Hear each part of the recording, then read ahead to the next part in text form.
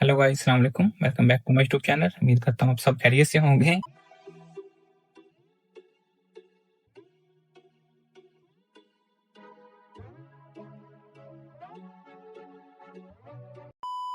आज की वीडियो को टाइटल से फिर आपको समझ आ गई होगी। आज हम फिर रिजेक्शन को डिस्कस करने जा रहे हैं, क्योंकि मुझे लास्ट 1 से 2 वीक में 5 रिजेक्शन आ चुकी हैं।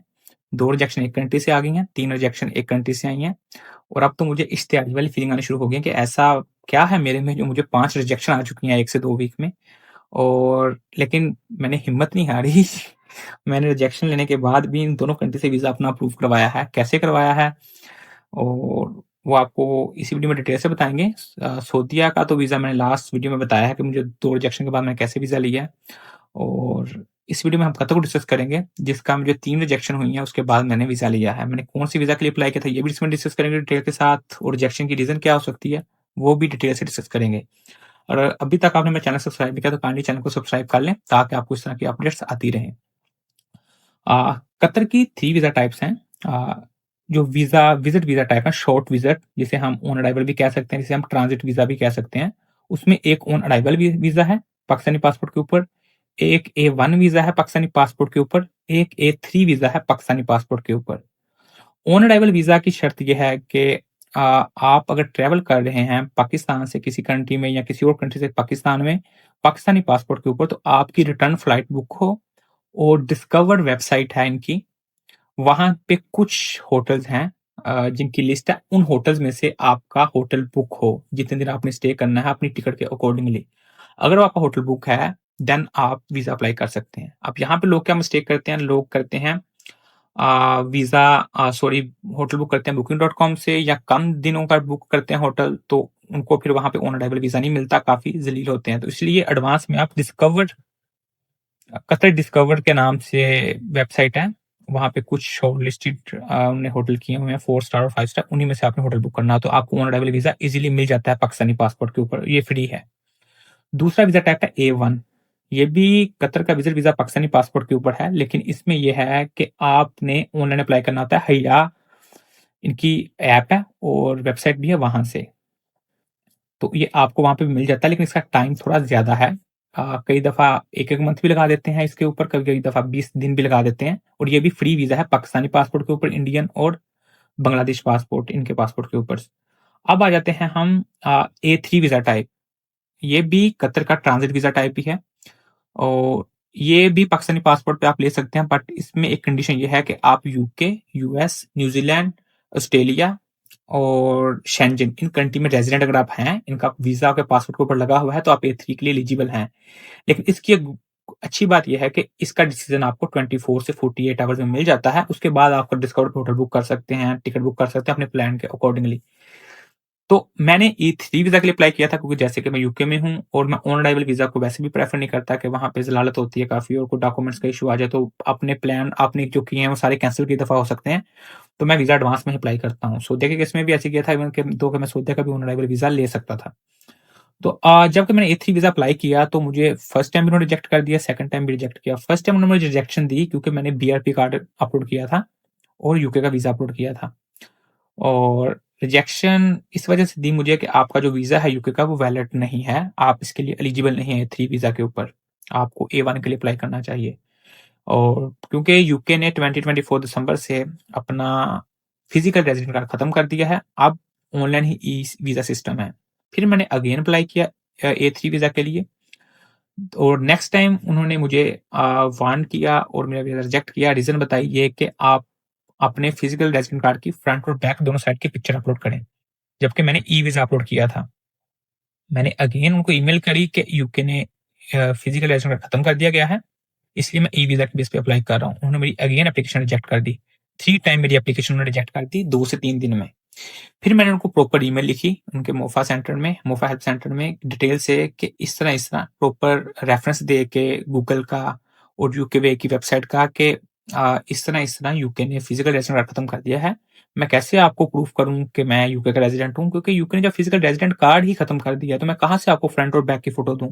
फ्रंट और बैक की जो मैं फ़ोटो दे रहा हूँ वो एक्सपायर्ड है और ई वीज़ा को आप एक्सेप्ट नहीं कर रहे इस टाइम। तो काइंडली अपनी वेबसाइट को अपडेट करें और काफ़ी लोगों को डिफ़िकल्टीज़ पेश आ रही हैं। इसके बाद उन्होंने मुझे ईमेल का उसी वक़्त रिप्लाई किया और उन्होंने बोला thank you for letting us know, हम इस पे काम कर रहे हैं और जैसे ही ये काम होता है हम आपको अपडेट करेंगे। उसके बाद फिर मैंने 1 दिन छोड़ के दोबारा फिर A3 वीज़ा के लिए अप्लाई किया और दिस टाइम मुझे ये था कि या तो मुझे वो बैन कर देंगे परमानेंट, क्योंकि ऑलरेडी मैं 3 टाइम रिजेक्शन ले चुका हूँ, या मुझे वीज़ा दे देंगे। मुझे 24 आवर कोई डिसीज़न नहीं आया।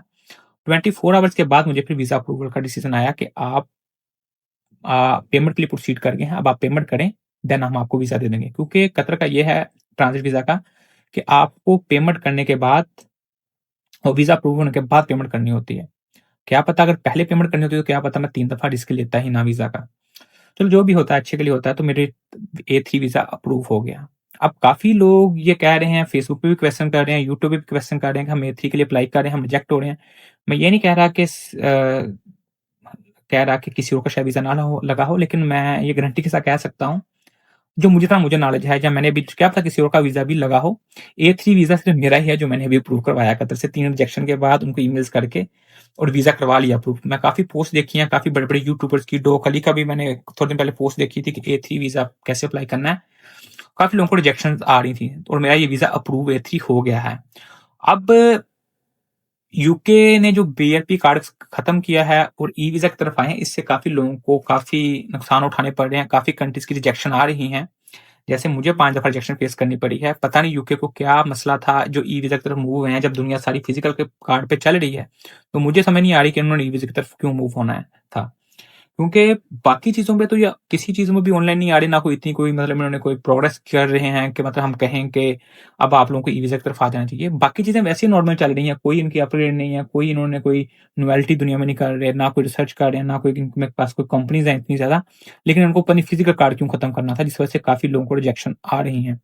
मैंने कभी एक्सपेक्ट नहीं किया था कि मुझे इतनी रिजेक्शन आएँगी, लेकिन मैंने 5 रिजेक्शन 1 से 2 वीक में ले ली हैं, सऊदी और कतर की। और दुबई के रिजेक्शन के बारे में भी एक वीडियो आएगी कि दुबई ने वीज़ा रिजेक्ट किया है। लेकिन दुबई ने वीज़ा रिजेक्ट किसी और रीज़न की वज़ह से किया है, बीआरपी कार्ड की वज़ह से नहीं किया। तो ये मेरा एक्सपीरियंस था कि मेरा बीआरपी कार्ड पे वीज़ा 3 दफ़ा कैसे रिजेक्ट हुआ और मैंने कैसे अप्लाई किया और फिर क्या ईमेल की और कैसे वीज़ा अप्रूव हुआ।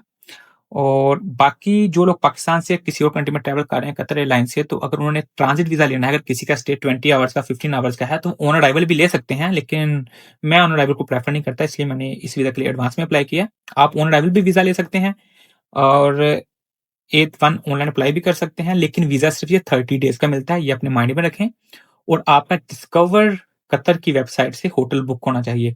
होटल बुकिंग.com से या किसी भी वेबसाइट से या होटल की वेबसाइट से आपने होटल बुक नहीं करना।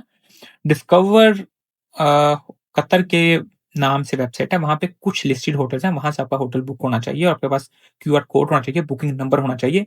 जितने दिन या जितने टाइम का आपका वहाँ पे स्टे है, उतना आपके पास उतने दिन का होटल बुक होना चाहिए। इसमें कुछ भी मसला होगा तो आपको ऑन अराइवल वीज़ा नहीं मिलेगा। और दूसरा, जो लोग ऑनलाइन अप्लाई करते हैं, वो अपने ट्रिप को अपने माइंड में रख के इस तरह से वीज़ा अप्लाई करें कि जब आपका वीज़ा अप्रूव होना है, तब आपका फर्स्ट डे वीज़ा आपका स्टार्ट हो जाना है और 30 डेज़ बाद वीज़ा रिजेक्ट हो जाना एक्सपायर हो जाना है। जैसे मैं नेक्स्ट मंथ ट्रैवल कर रहा हूँ, तो मुझे उन्होंने कुछ डेट दी है कि इस डेट तक आप वीज़ा की फीस पे करें, हम आपको देन वीज़ा देंगे। तो मैंने अभी तक वीज़ा की फीस पे नहीं की। होपफुली मैं डेडलाइन वाले दिन ही पे करूँगा, क्योंकि जैसे ही मैंने वीज़ा की फीस पे की, मेरा वीज़ा उसी दिन से एक्टिवेट हो जाएगा और हो सकता है कि जिस दिन मैंने कतर जाना है, उससे पहले वीज़ा एक्सपायर हो जाए। तो इसलिए आप लोगों ने ये चीज़ भी माइंड में रखनी है। और मिलते हैं नेक्स्ट नेक्स्ट वीडियो में। उम्मीद करता हूँ इस वीडियो से आप तक काफ़ी नॉलेज आ गया होगा और जो भाई यूके से जा रहे हैं, पहले उनको ईमेल करें अपनी एप्लीकेशन से, फिर आप ई-वीज़ा अपलोड करें। अगर किसी को ई-वीज़ा नहीं निकालना आ रहा तो मुझे बताएँ, मैं नीचे लिंक शेयर कर दूँगा कैसे आपने गूगल से ई-वीज़ा लेना है। काफ़ी लोगों को तो आता होगा, ये बहुत बेसिक चीज़ है, लेकिन मसला ये है कि काफ़ी लोगों का ई-वीज़ा उनके बीआरपी कार्ड के साथ अटैच है। पासपोर्ट के साथ लिंक नहीं है, तो अपना पासपोर्ट के साथ लिंक भी करें, वो वेरीफाई करें, तो आपके पासपोर्ट के साथ आपका वीज़ा लिंक होना चाहिए, क्योंकि बीआरपी तो एक्सपायर्ड है। तो ये थे मेरे बेसिक सा एक्सपीरियंस कतर वीज़ा का, रिजेक्शन कैसे हुई है, क्या वजह थी और मैंने कैसे उनसे वीज़ा लिया है। और अगर आप पाकिस्तान से ट्रैवल कर रहे हैं या पाकिस्तानी पासपोर्ट पे कहाँ से ट्रैवल कर रहे हैं, तो आपने कैसे वीज़ा अप्लाई करना है, ऑन अराइवल कैसे लेना है, डिस्कवर कतर से आपने होटल कैसे बुक करना है, कौन से होटल बुक करने हैं। इसमें हर चीज़ मैंने डिटेल से कवर की है। उम्मीद करता हूँ इसमें आपके सारे क्वेश्चन क्लियर हो गए होंगे और मिलते हैं नेक्स्ट वीडियो में। अभी तक के लिए मुझे इजाज़त दीजिए। अल्लाह हाफ़िज़।